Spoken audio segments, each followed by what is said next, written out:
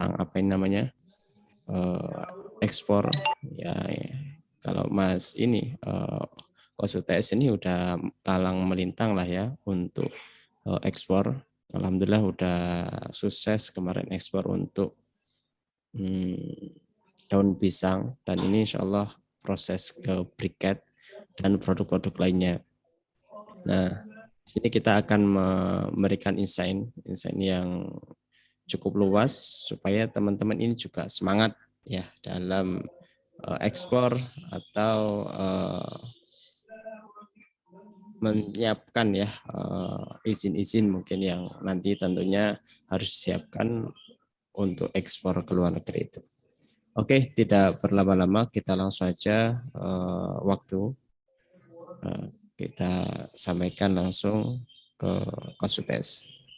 Ayo Coach. Oke, terima kasih Mas Aziz. Assalamualaikum warahmatullahi wabarakatuh. Selamat pagi, encang-encang, encing-encing. Ini ada encing nggak ya? Nggak ada, encang semua. Nyak juga nggak ada. Babe, Pak Ade, Bude, Hadir Taulan, dan Andri Taulani. Semuanya my love, my munah, my saroh, apapun itu saudara saya. Intinya dari Sobat Eksportir. Selamat pagi, terima kasih sudah hadir di Zoom webinar untuk waiting list batch ketiga kelas Export You ini. Jadi kelas Export You ini salah satu wadah untuk memfasilitasi teman-teman yang pengen berkecimpung di dunia eksportir, ya, yang pengen berkecimpung di dunia eksportir dan cocok untuk semua level, baik itu dari memula bahkan hingga sampai level yang ekspor pun. Karena kemarin ada yang member juga yang tanya ke saya lihat dia kayaknya sudah lumayan familiar tentang ekspor. Saya tanya, sudah pernah ikut ekspor? Dia ekspor tapi dia tidak ada panduan. Dia nekat terjun di lapangan sendiri. Nah, dari itu saya berpikir bahwa ternyata grup kita ini yang sudah ada beberapa batch yang lalu itu untuk Export You ini berbagai macam level, mulai dari yang level pemula, intermediate, sampai yang expert juga. Dan ini kita fasilitasi. Dalam artian kita sini adalah komunitas. Harapan saya nanti insya Allah beberapa bulan ke depan kita akan membentuk komunitas, kita saling bersinergi. Bersinergi antar berbagai pihak. Tapi saya tidak akan bahas itu secara lebar, tapi saya akan bahas tentang peluang-peluang ekspor yang kemungkinan kenapa sih teman-teman itu harus ekspor. Yang pertama, yang saya sudah share juga di video-video saya, yang pertama teman-teman harus ekspor itu karena satu, yang pasti kita dulu di SD ya, kita sudah pernah diajarkan bahwa ekspor itu menambah devisa negara, ya kan? Itu selain TKI, TKW ya. Jadi kalau kalian pengen menjadi pahlawan negara bisa jadi dua, bisa jadi TKI, TKW atau menjadi eksportir. Kalau saya sarankan yang kedua saja, jadi eksportir.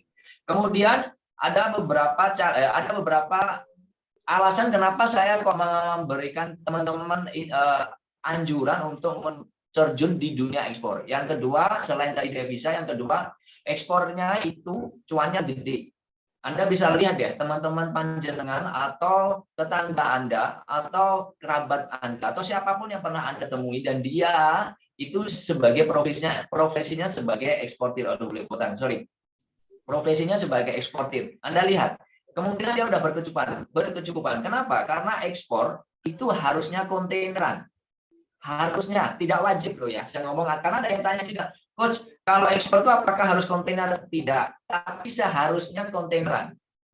Sebenarnya Anda ngirim satu kardus itu ke luar negeri pun, keluar dari pelabuhan Indonesia menuju ke negara tujuan itu sudah keluar dari zona ekonomi eksklusif Indonesia, itu sudah termasuk ekspor. Walaupun satu kardus, tetapi saran saya, kenapa kita sama-sama membuka mata, kita sama-sama berbicara dengan buyer, sama-sama kita jari ini bergerak untuk menjawab chat untuk bayar, kenapa kita nggak cari yang cuan gede? Dengan cara ekspornya kontaineran. Maka dari itu di kelas Export You ini saya ajarkan teman-teman untuk ikut di kelas Export You-nya dengan menggunakan kontaineran, tidak menggunakan istilahnya tidak menggunakan cuma kardusan. Kenapa? Karena cuannya lebih gede. Maka dari itu kalau ingin dapat kontaineran, bayarnya berbeda dengan kalau kita mendapatkan bayarnya cukup untuk istilahnya kecil-kecil. Maksudnya gini, kalau Anda pengen ekspor kontainer, maka sistemnya harus B2B, istilah business to business. Anda harus mendapatkan istilahnya mendapatkan sebentar.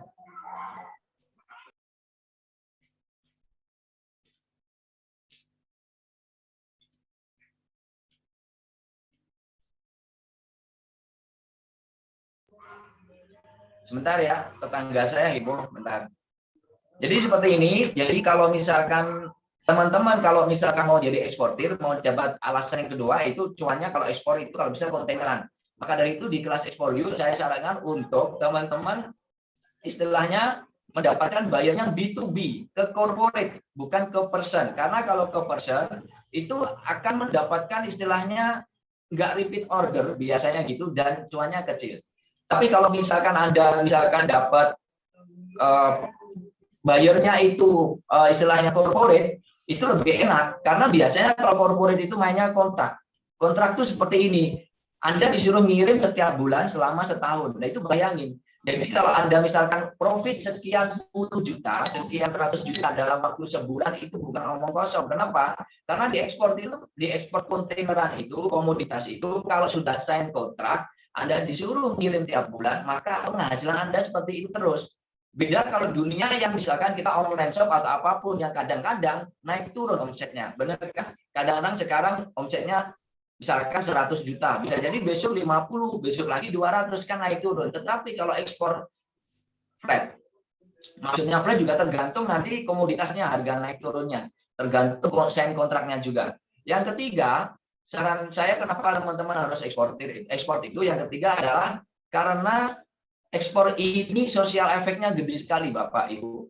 Kenapa saya bilang sosial efeknya gede? Karena gini, ketika Anda order dapat orderan kontaineran, berarti Anda harus istilahnya itu dalam kontaineran itu istilahnya dia itu apa namanya?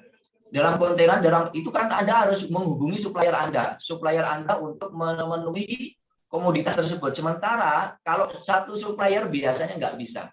Biasanya supplier tersebut akan mengajak teman-temannya, tetangganya, kerabat dekatnya untuk membantu memenuhi komoditas tersebut. Nah, makanya efeknya besar, akan mendapatkan istilahnya manfaat yang besar, efeknya besar banget. Jadi selain Anda memberikan rezeki kepada supplier, supplier itu juga akan membagi kepada teman-temannya, itu sosial efeknya.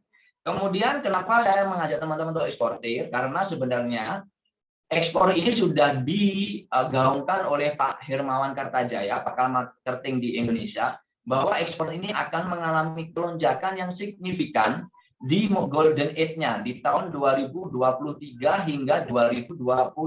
Itu golden age-nya. Dan akan terus bertumbuh sampai 2030. Pertanyaan saya, Anda di bagian mana? Apakah nanti sebagai follower aja atau leader yang sekarang? Anda langsung nyemplung, kemudian Anda berusaha untuk menjadi eksportir mulai saat ini. Buktinya ada ini di sini. Saya sudah buktikan di sini. Sebenarnya berita ini sudah di-sharekan oleh CNBC. Di sini. Di sini dibuktikan bahwa ada berita ya bahwa ekspor Indonesia di Oktober 2021 itu mengalami kenaikan 53% dibandingkan tahun sebelumnya. Naiknya 53% year of year. Jadi dari tahun ini ke tahun sebelumnya perbandingannya kayak gitu. Kenaikannya signifikan. Sudah mulai orang merambah ke ekspor. Seperti itu. Bahkan ada di video TikTok saya bahwa di bulan Februari kemarin itu masih surplus lagi sampai berturut-turut 22 bulan. Seperti ini. Sementara di sini ini 18 bulan berturut-turut. Jadi ketika Oktober kemarin 18 bulan beruntun, di Februari sudah 22. Jadi apa yang maksudnya? Ekspor ini tumbuhnya eksponensial. Pertanyaan saya teman-teman mau di mana? Kalau saya analisa, kenapa kok orang-orang sekarang ekspor itu sudah mulai menanjak? Karena di dunia yang sekarang pandemi kayak gini, yang ada pandemi kemarin, orang-orang itu mencari peluang. Dan peluang yang biasanya cuannya menggiurkan adalah ekspor. Seperti itu. Terus yang kedua, biasanya kan ada kayak pertanyaan kayak gini, Coach, ekspor itu ribet sekali ya. Ekspor itu ribet atau bikin susah gitu. Sebenarnya ekspor itu nggak ribet. Ekspor itu ribet karena Anda nggak ngerti alurnya. Karena kalau nggak pakai alur, Anda pasti akan loncat-loncat. Dari misalkan ke supplier, kemudian ke pelabuhan, ternyata di pelabuhan suruh bikin ini, akhirnya muter. Nah, di kelas ekspor sudah saya susun. Di ekspor ini sudah saya susun secara runtut. Jadi teman-teman jangan loncat-loncat. Kalau loncat pasti akan terasa ribet. Kalau sudah teruntut secara urut, maka istilahnya pekerjaan teman-teman sudah terstruktur dan kemudian oke, akhirnya sampai ketemu buyer, ditanyakan apapun Anda ready, Anda siap, ditanyain forwarder, Anda siap seperti itu. Apa itu forwarder? Anda di kelas eksportir. Intinya forwarder itu teman kita yang membantu pengiriman kita, ya kan? Ada yang bilang eksportir itu susah, sebenarnya nggak susah. Juga nggak gampang banget. Saya bilang nggak gampang banget loh, bukan gampang. Kalau gampang, gampang. Bedanya apa? Kalau gampang banget tuh kita leyeh-leyeh aja, cuma memantau naik turun grafiknya kita sudah gampang kayak gitu kan. Gampang, tapi juga gampang loss. Gitu. Tapi kalau kita di ekspor ini, istilahnya saya ngomong tengah-tengahnya. Jadi jangan berharap Anda ekspor itu mudah banget. Kemudian Anda tinggal duduk, membaca materi, duduk-duduk doang, telepon-telepon doang, kemudian Anda dapat buyer. Tidak seperti itu. Anda juga harus terjun ke lapangan seperti itu. Kemudian memahami masalah-masalah di sisi supplier kayak gitu. Itu istilahnya ekspor. Jadi tidak mudah banget, tapi juga tidak sulit. Jadi tengah-tengahnya. Ketika tengah-tengahnya berarti semua itu bisa dilakukan, saya yakin seperti itu. Karena ekspor ini juga harus, misalkan gini, ada kendala, ada masalah lagi selain ekspor itu ribet, ekspor itu ada pertanyaan ekspor itu susah atau enggak. Kalau susah itu karena dia istilahnya dikerjakan sendiri. Ada yang tanya, kok ekspor itu susah? Ya enggak, mudah kok. Susah itu karena Anda mengerjakan sendiri. Jadi mulai dari produksi produknya Anda. Kemudian Anda ketika mau ngirim ke pelabuhan, truknya Anda ngurus dokumen-dokumen ekspor Anda. Padahal sebenarnya ekspor itu mudah. Karena apa? Kalau di kelas saya tidak menyarankan Anda menjadi produsen dari komoditas, tapi Anda eksportir. Jadi Anda mencari produsen-produsen itu untuk dibantu ekspornya. Yang pertama, jadi Anda nggak perlu diributkan masalah SDM, masalah cost operation, nggak perlu ribet. Jangan kayak gitu. Makanya ekspor itu mudah. Cukup Anda mencari supplier, kemudian cari buyer. Kemudian ada yang bilang kenapa susahnya itu, kadang-kadang saya tanya, ternyata susahnya di pelabuhan. Jadi ngurus dokumen, ngurus pabeanan, ngurus sertifikat, dan ngurus istilahnya nanti pengiriman dari gudang ke pelabuhan, itu kalau dikerjakan sendiri pasti ribet. Tapi di pelatihan saya Ekspor You ini, untuk pengirimannya, logistiknya, mulai dari keluar gudang sampai nanti ke negara tujuan itu diurus oleh forwarder. Enak kan? Jadi Anda tinggal bayar jasanya aja. Jasanya nggak mahal kok, murah banget jasanya itu, murah banget. Ya kan? Akan teman-teman bisa cek di forwarder, nanti pasti harganya murah banget. Nggak akan mengurangi cuan gede banget kok. Jadi intinya semua, jadi teman-teman cuma di tengah-tengah doang. Makanya saya bilang ekspor itu mudah. Ekspor itu mudah. Terus alurnya kayak gimana? Alurnya tuh kayak gini teman-teman. Saya kasih gambaran insight sebenarnya aja untuk teman-teman gambaran di kelas nanti. Untuk alur ekspor, ya, alur ekspor ini lakukan secara berurutan. Teman-teman kalau yang pemula atau teman-teman yang sudah lama, terus kemudian kok masih disuruh bolak-balik, mungkin urutannya kurang jelas. Kalau bisa urut ke tukang pijet atau apa itu kurang jelas. Jadi urutannya harus kayak gini. Harus yang pertama, teman-teman harus menentukan komoditas apa yang laku keras, laku laris di luar negeri sono. Jangan sampai kita idealis, oh di negara di kotaku coach banyak misalkan daun pepaya, misalkan gitu. Di tempatku banyak pepaya coach, aku mau coba daun pepayanya. Cek dulu, ada nggak demand-nya? Kalau ternyata nggak ada demand-nya, pasti Anda cari buyer juga susah, karena nggak ada yang nyari. Kemudian setelah cari ketahuan demand-nya, misalkan, oh di tempatku ada banyak kelapa, terus ada cari demand-nya, oh ternyata ada yang nyari, cocok. Jadi sebenarnya penjualan itu mudah kalau ada yang nyari dan Anda punya produknya, itu mudah. Beda case-nya kalau nggak ada yang nyari walaupun Anda punya produknya. Butuh effort yang keras untuk teman-teman menjelaskan ke buyer, dan itu bikin lama. Saran saya, Anda kan eksportir pemula, bagaimana caranya segera ekspor dan dapat cuan. Jangan terlalu mikir yang tinggi-tinggi dulu. Oh ini harus diolah. Oh daun pisangnya dibuat kerajinan. Saya nemuin UMKM kayak gitu. Jadi saya menemukan UMKM itu daun pepayanya harus ini kok dibuat kerajinan itu loh Pak, disemprot-semprot itu. Saya bilang, aduh Bu, jangan bikin yang menilai plus yang kadang-kadang itu belum familiar di luar negeri. Karena kita butuh menjelaskan itu ke mereka, dan akhirnya itu memakan waktu.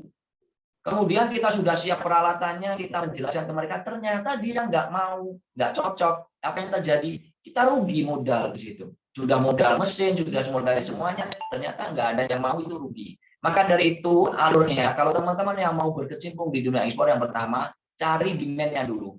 Kemudian setelah cari demand-nya, tahu komoditasnya. Bagaimana cari mencari demand? Cara mencari demand dan komoditasnya ada di video ekspor nanti ya, sudah saya bahas di situ. Kemudian nanti teman-teman setelah mencari komoditasnya sudah ketemu, cari suppliernya. Ya, suppliernya cari dulu. Di kota Anda kalau bisa, bantu warga sekitar, bantu petani sekitar, bantu nelayan sekitar, bantu UMKM sekitar. Seperti itu, cari, ajak kerjasama.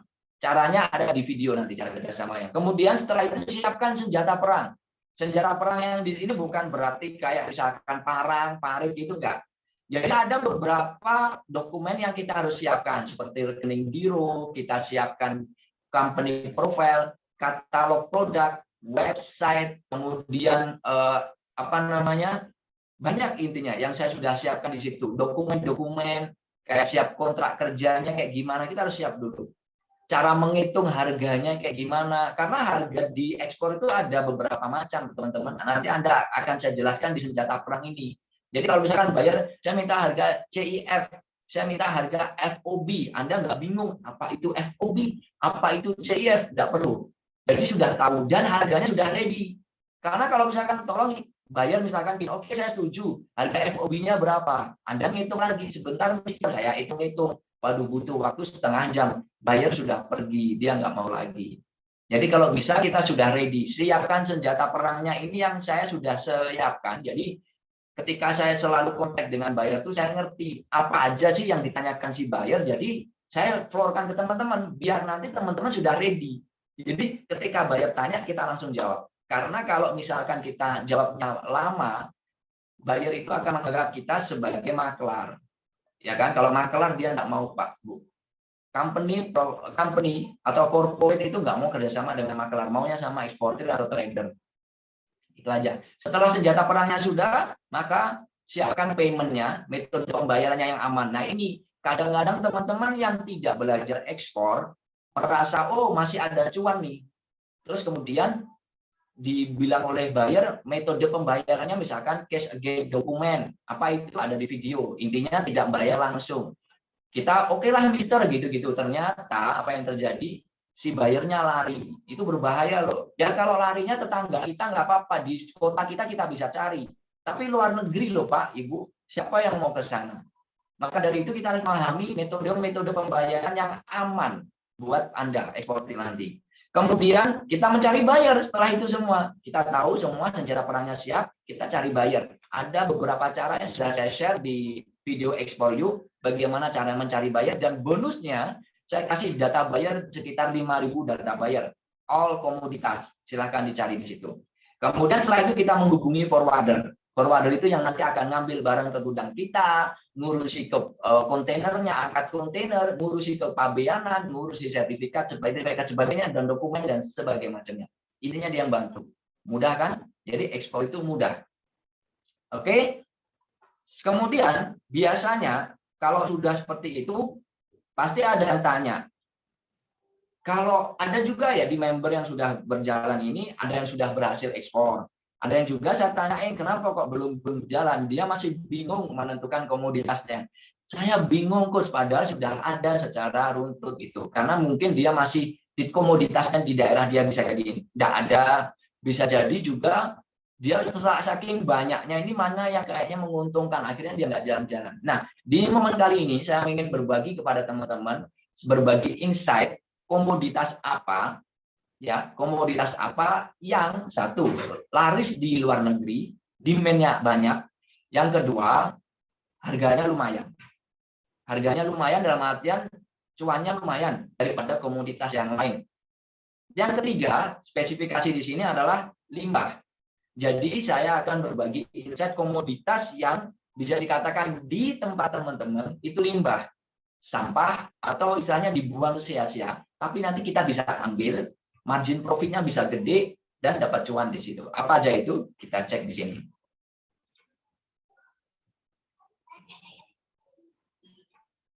Yang pertama, bentar. Yang pertama, teman-teman coba perhatikan di sini. Teman-teman tahu kan ini? Ya kan? Ini adalah batang pisang.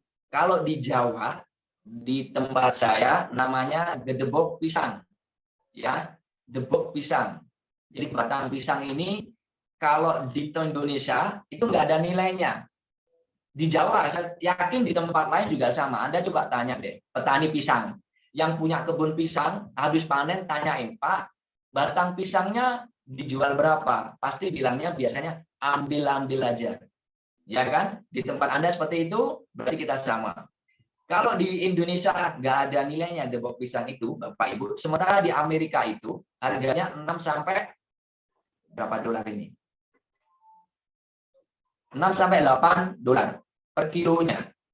Jadi sekitar 80.000 per kilo. Sementara Bapak Ibu saya pernah timbang, gedebok pisang ini, satu batang pohon pisang itu bisa 5 hingga 10 kilo. Tergantung besar pohonnya. Estimasilah kita ambil yang terkecil, 5 kilo. Berarti satu pohon pisang itu bisa laku 80 kali 5, 400 ribu satu batang pisangnya. Sementara di Indonesia dibuang. Ya kan? Nggak ada yang mau. Kalau harga FOB-nya itu harga pelabuhan ya. Jadi teman-teman kalau bingung harga FOB itu apa? Harga FOB itu harga pelabuhan. Saya buka di sini. Jadi harga FOB itu harga dari pelabuhan Anda. Jadi buyer pengen beli harganya sampai ke pelabuhan. Masalah pengiriman ke negara tujuan itu urusan si buyer sama forwarder. Di situ enak kan? Jadi nggak perlu pusing-pusing. Jadi kalau harga FOB sampai situ, kalau di harga FOB biasanya untuk gedebok pisang ini 20.000, kan lumayan Pak, Bu, per kilonya. Kalau 20.000 per kilo, kita jual ke buyer 20.000, ya ke buyer luar negeri ini 20.000, berarti kalau satu batang pisang ini 5 kilo, berarti kita untung cuannya 100.000 per batangnya. Bayangin, 100.000 per batang pohon pisang dijual ke luar negeri. Masalah pengiriman ke negara tujuan itu bukan urusan kita karena harganya FOB, ya kan? Seperti itu. Berarti kalau 1.000 batang tinggal ngalikan. Nah, seperti itu. Kalau misalkan ekspor satu kontainernya berapa? Satu kontainer 20 feet ini bisa memuat 15 ton. Jadi 15 ton pohon pisang. Misalkan ada yang beli 15 ton. Satu kontainer. Coba 15.000 dikalikan cuannya kita 20.000. Ini cuan kotor ya. Cuan kotor dulu. 20.000 kali 15.000 itu berapa?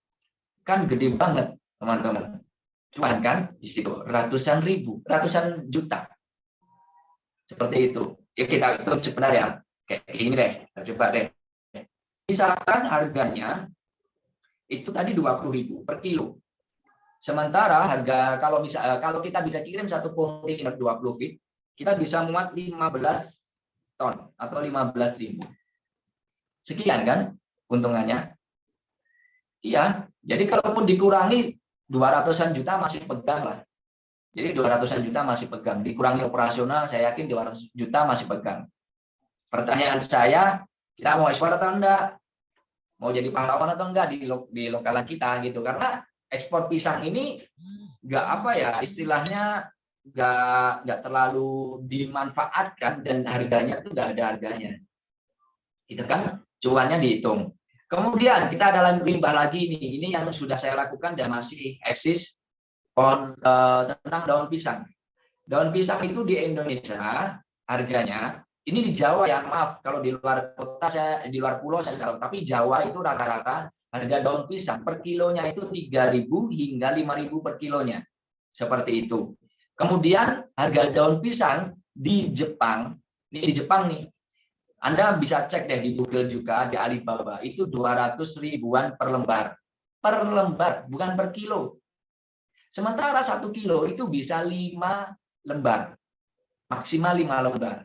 3 sampai 5 lembar per kilonya. Bayangin Pak, Bu, harga yang dari awalnya 5.000, Anda jual, misalkan ini kan di Jepang, harga di pelabuhan kita jual kalau bayar itu biasanya 80 ribuan sampai 120. Taruhlah kita jual 80 ribu saja.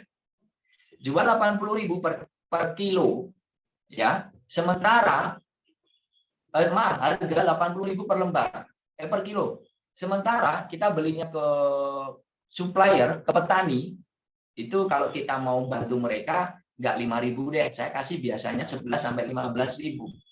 Mereka senang Pak, Bu, kerjanya beneran. Kita lebihkan, karena apa? Kita masih ada cuan kok. Jadi kita berbagi di situ, itu sosial efeknya. Percaya kalau kita berbagi ke mereka lebih, rezeki Anda mudah kok. Beneran. Anda dimudahkan cari buyer, Anda dimudahkan transaksinya, dicarikan buyer yang benar-benar bukan scam, dan sebagainya macamnya. Biasanya seperti itu. Karena niat saya memang membantu mereka. Ya kan? Kalau misalkan ada 15.000 kemudian jualnya ke bayar luar negeri 80.000. Ya masih ada 65.000 per kilonya. Sementara ekspor satu kontainer itu bisa 8 ton. Ya kan? Kita hitung sekali lagi deh. Karena waktu ya, kita ada waktu. Jadi misalkan kayak gini. 80.000 dikurangi 15.000 kan 65.000. Nah, sorry. 65.000. Kalikan 8 ton, kali 8.000. Ini per kilonya tadi. Seperti ini Pak, Ibu. Kalau satu kontainer full, kalau 1 bulan, kalau disuruh ngirim tiap bulan, kalau disuruh ngirim tiap 3 bulan, Anda bisa membangun rumah tangga. Kalau yang belum nikah. Kalau yang sudah, ya umroh lah sama apa. Jangan yang lain. Seperti itu ya, seperti ini. Jadi potensinya gede banget kalau kita misalkan tahu pasar-pasar dan di komoditas yang gede banget di situ. Mungkin ada yang bertanya kayak gini, bagaimana cara mengetahui ya satu kontainer ini kok bisa muat 8 ton? Bukan asal, ada cara ngitungnya ya. Jadi jangan asal katanya jangan. Saya sarankan jangan. Itu by data. Ada caranya. Saya ajarkan di kelas Explore You bagian chapter forwarder. Cara ngitung kontainer, daya muat kontainer. Jadi komoditas itu beda-beda. Ada yang besar, ada yang kecil kayak gitu kan. Jadi nanti kita bisa mengetahui kalau yang besar dengan ukuran sekian itu bisa muat berapa, kemudian berapa ton kayak gitu. Itu ada di mana di chapter forwarder kelas Explore You. Kenapa? Karena kalau kita asal, kita ngomong ke forwarder, satu kontainer bisa muat 15. Padahal ternyata setelah dimasukkan cuma muat 8 ton. Yang rugi siapa? Anda. Kenapa? Anda harus sewa kontainer lagi loh. Tambah kontainer lagi, sementara harga hitungnya waktu awal Anda cuma ngitung satu kontainer. Yang rugi siapa? Anda. Jadi hati-hati. Jadi perlu kita menghitung berapa sih muatnya satu kontainer itu ada di chapter forwarder nanti di situ. Kemudian berapa potensi cuannya tadi sudah kita hitung ya. Kemudian ada limbah yang lagi kita percepat, kita tinggal 5 menit lagi. Buah-buahan pisang Cavendish ini banyak primadonanya di luar negeri, apalagi Uni Emirat Arab, ya kan? Harganya 13 ribuan per kilo. Ada yang di bawahnya. Kemudian di luar negeri harganya 23 hingga 27 ribu per kilo. Ekspornya bisa sampai 7 ton satu kontainernya. Muat bisa sampai 7 ton. Berapa cuannya? Anda hitung sendiri karena keterbatasan waktu saya. Oke, lanjut lagi di situ. Di sini ada, nah ini Anda mungkin nggak kepikiran. Saya tahu ini yang sering Anda dengar ketika waktu kecil. Nah, sapu halamannya, nah, sapu terasnya dong, gitu kan, sambil mukul, misalkan kayak gitu. Itu kan sering kan kita mendapatkan kayak gitu. Tapi masalah yang saya mau ingatkan adalah pasti Anda sering pegang ini, bukan pegang dipukulnya itu kan, pegang ini tadi, komoditas ini. Ini adalah produk dari UMKM yaitu sapu lidi. Anda perlu ketahui, sapu lidi mau dari itu sawit, mau dari itu kelapa, harganya di Indonesia itu 3.000 sampai 5.000 lah per ikat. Saya ngomong kayak gitu, 3.000, 5.000 di Jawa ini. Saya nggak tahu di luar Jawa. Harusnya lebih murah karena sumbernya di sana. Tapi juga kalau kita tahu murah, jangan dimurahkan lagi ya, kasihan. Kita membantu mereka, jangan dimurah-murahin. Kemudian harga sapu lidinya berapa, Coach? Itu nih. Harga sapu lidinya adalah 20.000 hingga 23.000 per ikatnya. Jadi marginnya kalau kita jual 23.000, kita beli ke buyer, ke supplier misalkan ya 10.000 deh Bu, saya beli. Itu kan dia seneng tuh. Kita masih untung 13.000. 13.000 satu kontainer itu bisa muat 5.000 ikat. Ya kan, bisa muat 5.000 ikat. Anda hitung. Ya, Anda hitung. Aduh, sekali lagi saya tertarik nih. Pasti Anda penasaran kan? Kalau 5.000 ikat kalikan 13.000. 65 juta, lumayan. Ya kan? Lumayan. Lumayan untuk kalau misalkan kirim tiap bulan seperti itu. Negaranya di mana Bos yang membutuhkan sabu lidi? Biasanya adalah India, Pakistan, Istanbul, dan pokoknya negara yang masih Asia. Biasanya kayak gitu. Nepal kayak gitu-gitu. Sri Lanka itu butuh. Pakistan, India, Sri Lanka kayak gitu. Kenapa? Maybe karena mereka masih butuh kayak gini ya. Negaranya masih budayanya kayak kita, mirip-mirip kayak gitu. Keuntungannya lah kita bisa jual lebih tinggi. Berapa potensi cuan profitnya Anda bisa lihat ini. Yang ke selanjutnya ini batok kelapa. Saya yakin batok kelapa ini di kita banyak, ya bukan semuanya, banyak yang dibuang. Anda lihat yang jual es degan, Anda yang jual yang warung makan itu kan biasanya kalau ada es degannya pasti dibuang. Sementara di luar negeri itu bisa sampai 7.800.000 per tonnya. Kemudian nanti satu kontainer bisa sampai 17 ton. Anda bisa hitung lagi di situ, ya kan? Kemudian berapa potensi cuan profitnya Anda hitung. Kemudian lagi di sini.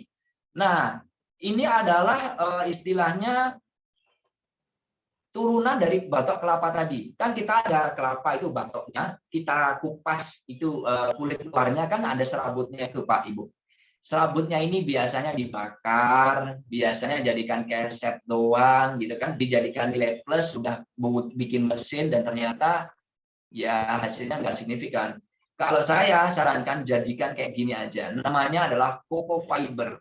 Coco fiber ini kalau di Indonesia ya kita beli ke UMKM pabrik lokal itu biasanya per kilonya 2.700. Ini saya sudah cek di Jawa.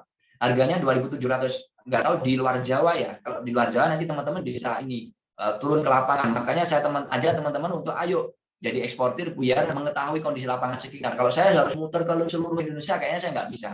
Ya kan, makanya saya mencetak eksportir di tiap kecamatan itu bisnis saya. Untuk serabut kelapa ini harganya 2.700 per kilo di Indonesia. Sementara di luar negeri, teman-teman bisa cek di luar negeri ini harga serabut kelapa ini atau coco fibernya ini sekitar 5.600.000 per ton.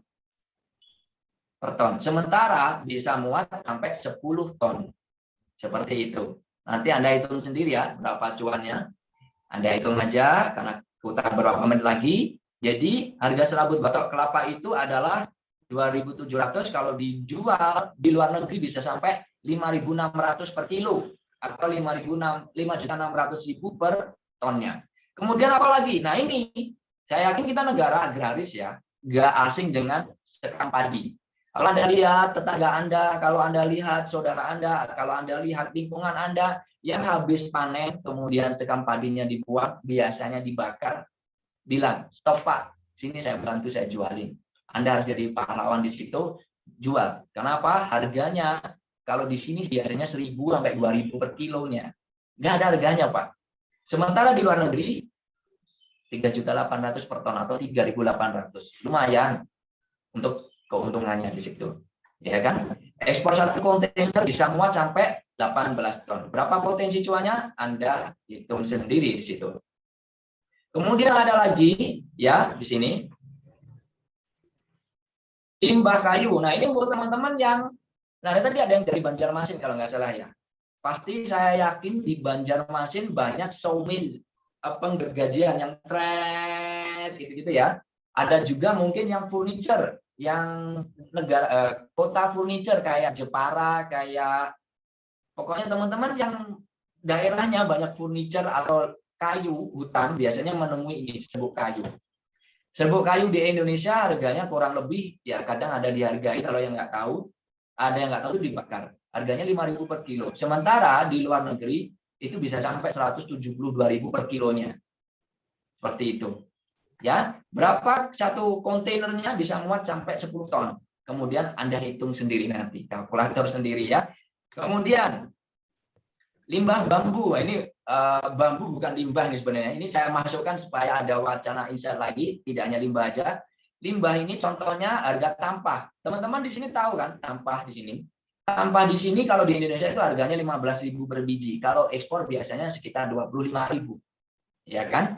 Kalau di luar negeri itu harganya 4.200.000 per bijinya. 4.200.000 Pak. Saya nggak gorong, saya nggak bohong. Kalau kita jual biasanya teman-teman itu eksportir harganya itu 500.000 sampai 1.200.000 per bijinya. Ini harga di luar negeri ya, maksudnya buyer jual. Kitanya jual itu ke mereka biasanya 500.000 hingga 1.200.000 per bijinya. Berapa? Dari 500.000 lah kita jual 500.000. Kemudian kita di modalnya cuma 15.000, 25.000, kita kasih 35 pun mereka pasti seneng nggak? Kita juga seneng dong. Keuntungannya 400 ribuan. Kemudian kalau satu kontainer bisa muat sampai 5.000 biji di situ. Oke. Jadi bisa sampai memuat 5.000 biji. Kemudian berapa potensi untuk cuan profitnya di ekspor untuk tambah ini? Anda bisa cek nanti ya, hitung-hitung aja. Intinya kalau misalkan satu biji ini bisa sampai 500.000 ya. Kalau bisa berhasil ekspor banyak, Anda bisa hitung. Nggak usah misalkan banyak, 1.000 biji aja, mungkin Anda bisa jadi menggantikan Indakens tanpa gorong. Kemudian ada lagi sebenarnya ya di TikTok saya, kemarin saya juga pernah share tentang daun kelor.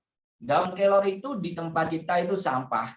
Ya, daun kelor itu sampah atau mungkin dia banyak sekali daun kelor itu di tempat kita. Tapi kita biasanya suruh ngambil aja seadanya. Tapi sebenarnya di luar negeri banyak demandnya. Perancis, negara Inggris, negara Sri Lanka, India itu butuh daun kelor. Untuk apa? Untuk aroma, untuk herbal biasanya seperti itu. Kalau di Prancis untuk campuran kayak kosmetik saya nggak tahu ya. Kayak untuk kosmetik, untuk ini loh, apa obat-obatan gitu. Yang saya tahu seperti itu. Makanya mahal. Ada lagi kalau teman-teman lihat porang. Tahu porang? Cek di Google porang itu. Yang daerah selatan biasanya Magetan, Pacitan, Ponorogo, Madiun, Klaten kayaknya juga ada ya. Coba cek porang. Itu banyak, itu primadona di luar negeri. Oke, saya kira itu kita sudah ada tinggal 1 menit lagi. Terima kasih sudah hadir di sini. Jadi itu adalah insight atau clue atau ide yang saya mau bagikan pada teman-teman mengenai komoditas ekspor yang bisa teman-teman lakukan di wilayah teman-teman, di kota teman-teman. Anda perlu mengetahui dulu demand-nya apa. Anda harus mengetahui dulu kira-kira orang sono itu butuh apa.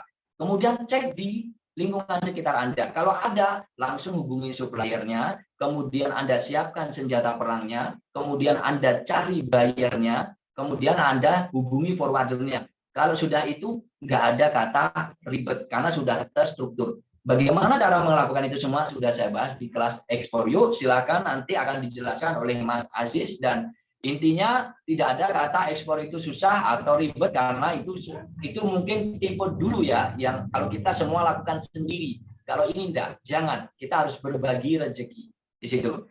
Saya kembalikan lagi ke Mas Aziz. Saya Umar Tanus September, PS. Mas Aziz, silakan. Oke, terima kasih Mas Umar, Kos UTS ya. Kalau kita kenalnya Kos UTS. Nah, ini untuk teman-teman silakan yang apa nih ya, ada 3 kesempatan, yaitu untuk 3 penanya. Nggak perlu diketik ya, langsung aja buka mic-nya. Kalau mau nanya-nanya teman-teman silakan. Ya. Langsung aja kita beri 3 penanya, silakan kesempatan kali ini. Halo, selamat pagi, Coach. Selamat pagi, Mas Widi. Ayo langsung aja ke Kos TS. Ini di tempat saya kan banyak banget tuh tampah itu kan. Nah, itu gambarannya gimana, Coach, untuk ekspor? Maksudnya nyari bayarnya tuh gambarannya gimana, Pak? Gitu. Oke. Bagaimana mencari buyer untuk komoditas tampah? Yang pertama, bayarnya ya, bukan spesifikasi tampahnya. Bayar ya? Oke. Iya, Bayar. Kalau teman-teman mau mencari buyer untuk komoditas tampah, yang pertama Anda harus mencari marketnya. Marketnya siapa? Yaitu orang-orang yang berhubungan dengan seni. Karena tampah di luar sana, di luar negeri digunakan untuk home decor. Kebayang dong kalau saya ngomong home decor, berarti siapa? Perusahaan furniture di luar negeri. Perusahaan furniture atau misalkan gedung-gedung yang masih berhubungan dengan home interior, kayak gitu-gitu teman-teman. Furniture, home interior, cari di luar negeri, hubungi mereka. Email, kemudian kontak personal. Seperti itu. Terus kemudian nanti sebelum ketemu, setelah misalkan dapat kontaknya, teman-teman email, kalau saran saya emailnya pakai email perusahaan ya, jangan email yang gmail.com. Itu saran saya, saran aja. Tapi tidak wajib. Saran aja. Kenapa? Kadang-kadang buyer itu kan pengennya itu B2B ya Mas Widi. Pengennya itu B2B. Maksudnya B2B itu dari sama perusahaan gitu ya? Iya, antar corporate gitu. Sementara bisa dicek dari mana? Dari emailnya. Ketika Mas Widi ini ya, Mas apa ini? Iya, Widi. Mas Widi ini kalau misalkan emailnya pakai gmail.com, sudah ketahuan bahwa Anda nggak punya modal untuk bikin email. Padahal untuk dibikin email perusahaan itu kan sudah satu related dengan hosting, kalau beli hosting domain kayak gitu kan. Iya. Berarti dia nggak makelar kayak gitu misalnya masih pakai Gmail gitu ya? Iya, betul.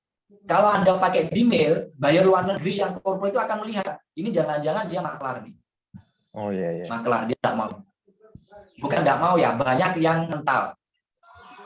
Gitu Mas. Pengalaman saya gitu. Saya pernah pakai Gmail, saya itu pernah ya, chat itu, dilihat.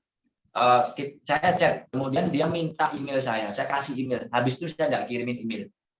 Saya menyimpulkan bahwa ternyata ketika saya kirimkan waktu itu umartanuseptember@gmail.com, no respon.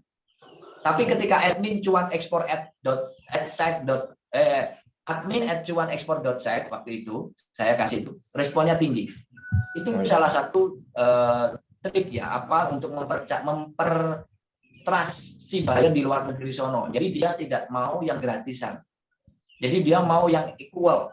Kalau saya corporate, Anda juga harus corporate. Kalau Anda corporate, buktinya mana? Sebelum kita serahkan nanti nomor bisnis registrasi NIB itu, kita kan awalnya dia kesannya dari pertama dulu dari email.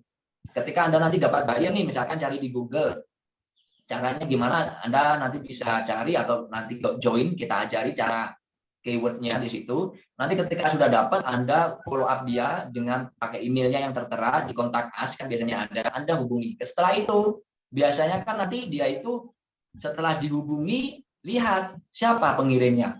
Oh, ekstensinya gmail.com. Biasanya itulah. No respon. Makanya kadang-kadang ada yang tanya tuh, teman-teman tanya, aku ini nggak direspon oleh buyer ya. Dia saya tanya dulu, mana lihat emailmu? Emailnya masih Gmail ya, iyalah. Jadi kadang-kadang tuh buyer tuh juga pintar. Kalau kitanya kadang-kadang menyalahkan yang ngasih data, padahal bisa jadi Andanya yang kurang lengkap. Di situ Mas Didi. Iya. Jadi tanpa saran saya cari yang grosiran, wholesaler supermarket, grosiran furniture, dan yang di sana yang websitenya ada home interior di situ Mas. Oke. Semoga bisa membantu. Terima kasih banyak. Oke. Berarti untuk yang senjata lain, lengkap, senjata perangnya ini harus lengkap ya, sangat penting. Benar. Oke, satu lagi yuk. Kita udah jam 9. Oh ya, kalau misalkan senjatanya nggak lengkap teman-teman, Anda ditanya oleh buyer, Anda masih harus ngitung-ngitung dulu, menyiapkan dulu. Buyer no respon, biasanya Anda akan dikira maklar. Misalkan ditanyain harganya berapa? Sebentar Mister, Anda ngitung dulu. Pasti buyer akan, oh ini maklar tanya yang punya pabrik. Ada sebenarnya kita juga yang punya pabrik, tapi maksud saya kita sedikit tricky supaya bahwa ya kita punya pabrik dan makanya kita sudah lengkap senjata perangnya gitu. Oke, teman-teman. Yang lain. Ada satu lagi? Yuk. Satu lagi sebelum kita launching. Langsung di unmute aja, dibuka speakernya. Oke, nggak ada? Ada lagi? Satu lagi dong. Satu lagi? Cukup? Cukup. Ada ini Mas Irfan. Mas Irfan. Ini Mas, gini kalau misalnya kita kan memang awam nih masalah ekspor. Untuk awal bisa nggak kira-kira kita dimediasi kita sebagai broker dulu lah gitu, maksudnya ikut ke Mas misal punya memang yang udah biasa ekspor gitu, kita cuman menyiapkan barangnya gitu. Oke.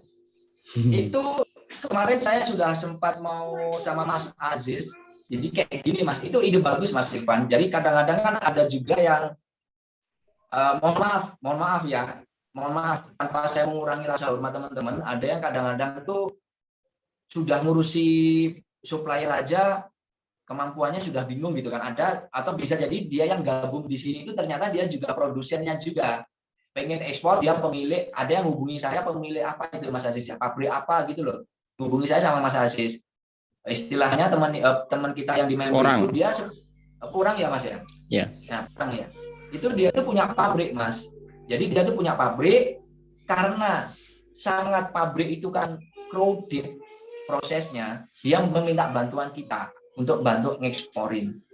Nah, seperti itu. Itu udah ada di pikiran kita. Jadi bisa jadi yang gabung di kelas ekspor itu bisa jadi dia sebagai produsen, akhirnya dia crowded. Maka dari itu kedepannya nanti insya Allah ya di beberapa batch setelahnya ini kita mau bentuk komunitas. Jadi ada yang fokus sebagai supplier, ada yang fokus sebagai eksportir, dan ada yang forwarder. Forwarder nanti kita akan cari kerjasama dengan pihak luar yang amanah. Maksud saya adalah itu ide bagus, kita akan lakukan itu insya Allah beberapa bulan ke depan. Jadi nanti teman-teman yang memang produsen, kita akan fokus yang memang benar-benar produsen. Kalau nggak produsen, ngapain Anda harus berikan ke kami? Anda ambil saja, Anda belajar ekspornya, saya dampingin. Nggak jelas tanya di grup, kalau masih pengen nanti bisa japri ke saya. Gitu. Jadi enaknya di situ, saya nggak lepas, tapi saya dampingin. Kayak kemarin ada yang tanya sertifikat ini gimana, kok gini gimana coach gitu kan, saya kasih. Ini nanti ke sini nih, ke sini gitu. Jadi seperti itu Pak. Kalau misalkan Anda bukan produsen, saya sarankan produsen itu seperti petani, bukan nelayan, bukan UMKM. Saran saya Mas apa tadi ya? Irfan ya. Irfan kalau bisa jadilah eksportir Mas. Beneran enak kok. Kalau sampean nyerahkan ke kita, kadang-kadang tuh banyak DM saya ketika saya setelah post itu DM saya, post titip ini, kita titip ini. Yang pertama, saya nggak gampang percaya sama supplier, saya harus ngecek dulu, saya kenal dulu, harus ada yang ke lapangan sana. Yang kedua, saya nggak mungkin menerima semua komoditas, nggak mungkin, walaupun tim saya ada terus suruh semua produk disuruh ngeksporin, nggak akan mungkin. Maka dari itu saya membagi rezeki itu dengan, ayo teman-teman jadilah eksportir. Cari lingkungan sekitar Anda, siapa yang bisa dibantu untuk ekspor. Di situ. Nanti kita pandu, kita kasih videonya secara runtut, kemudian saya ada pendampingannya 2 minggu sekali, yang kemarin itu 3 bulan, saya selama saya masih mampu. Jadi tidak ada batasan 3 bulan. Jadi nanti setiap 2 minggu saya akan adakan Zoom kayak gini, tanya jawab. Kok saya di lapangan kayak gini-gini, nanti saya bantu. Kalau pengen cepat nanti di grup atau japri, DM saya balas pasti. Selama saya masih free, nggak ada kegiatan, nanti saya balas. Paling lama 1 hari itulah, tapi nggak sampai. Biasanya cuma beberapa jam setelahnya. Teman-teman bisa cek yang sudah join di situ. Teman-teman, jadi nanti untuk apa namanya, dititipkan itu kemungkinan beberapa bulan ke depan. Nanti akan kita konsep, teman-teman yang sudah join nanti bisa langsung masuk ke menu lagi. Dia mau fokus yang mana. Tapi saya sarankan mulai dari detik ini coba dulu jadi eksportir. Coba dulu. Saya lebih senang Anda jadi eksportir. Kenapa? Saya pengen Anda menjadi penolong untuk orang-orang di sekitar. Gitu. Bisa membantu nelayannya, membantu petaninya. Dan yang kedua, saya cuma menerapkan jangan mau ribetnya. Karena bagi saya, produsen itu ribet. Bagi saya. Bayangkan Anda untuk ngolah batok kelapa aja. Anda bikin mesinnya, ini dimasukkan batoknya, kemudian siapa yang ngiket tadi, butuh SDM, SDM-nya berapa, biaya lagi. Contoh Anda jadi produsen petani, ya kalau pas panennya berhasil, kalau gagal panen rugi Anda. Maka dari itu di Explore You ini saya tidak menyarankan Anda jadi produsen. Kalau yang sudah gabung jadi produsen, tenang aja, nanti akan kita fasilitasi Anda biar related sama ekspor yang sudah berhasil di sini. Saya harapkan nanti ada teman-teman yang berhasil ekspor, makanya membantu saya.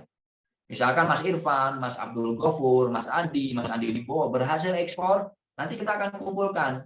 Teman-teman ini ada yang butuh dibantu, siapa yang mau ambil gitu. Itu harapan saya. Maka dari itu gabung aja dulu, mumpung harganya masih lumayan, karena nanti kemungkinan kita kalau sudah lumayan ya ke arah 1 juta gitu. Karena lumayan di sini teman-teman bisa aja bermain di sini. Karena satu teman-teman terakhir aja, kenapa saya menyarankan teman-teman untuk ekspor? Yang pertama, saya sudah utarakan keuntungannya tadi. Yang kedua adalah ini bisa diwariskan. Bisa diwariskan. Kenapa? Nggak perlu keahlian khusus teman-teman. Anda cukup bisa nulis, bisa ngetik, dan bisa ngecek, dan bisa ngomong. Bahasa Inggris tidak harus fasih banget, tidak harus ngerti grammar. Sederhana saja, karena kadang-kadang orang bayar luar negeri sono juga bahasa Inggrisnya juga nggak pakai grammar. Kadang kita tahu, aduh grammarnya salah, gimana nih salah, nggak usah, tenang aja. Mereka juga ini, kalau misalkan chat, misalkan ya pakai email atau apa, pakai Google Translate, bisa, mudah banget di situ. Intinya bisa seperti itu dan tidak perlu pinter-pinter keahlian khusus. Jadinya nanti kalau kita sudah tua bisa kita serahkan ke anak kita, bisa memahami. Karena misalkan kita bisa desain, belum tentu anak kita punya jiwa desain seni seperti kita. Bisa jadi kita bisa coding, bisa bahasa pemrograman, belum tentu anak kita atau istri kita bisa nerusin. Tapi kalau ini, saya yakin anak istri Anda bisa meneruskan. Itu aja, saya Martanu September, silakan Mas Aziz. Oke, terima kasih Coach UTS. Untuk teman-teman yang ingin belajar langsung, bisa cek aja langsung di grup waiting list. Itu udah rilis ya jam 9 tadi. Kita di exporyou.com. Nah, ada juga untuk teman-teman update nanti yang mungkin ada share bonus ya. Jadi saran saya kalau mau membeli, belilah ke affiliate aja. Jadi sama-sama menguntungkan dari semua pihak lah.